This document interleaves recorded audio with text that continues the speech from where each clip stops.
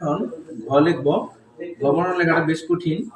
এটাকে আমরা 3 ভাগে বিভক্ত করে লিখব। এটা হলো 1 ভাগ, এটা 2 ভাগ, নিচের অংশটা ব বর্ণের দ্বিতীয় বাহু করে টান দিব, এটা হলো তৃতীয় ভাগ। এই নিয়মে যদি আমরা ঘ লিখি, ঘ বর্ণটা চমৎকার হবে। আবার দেখি আমরা, এই যে 1 ভাগ, এই 2 ভাগ, এই 3 নম্বর ভাগ ব বর্ণের দ্বিতীয় বাহুর মতো করে তুলব ঘ।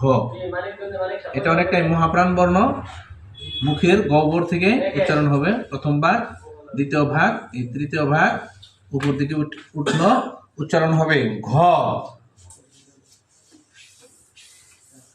এই প্রথম ভাগ, দ্বিতীয় ভাগ, তৃতীয় ভাগ উপর দিকে উঠলো, হয়ে গেল ঘ।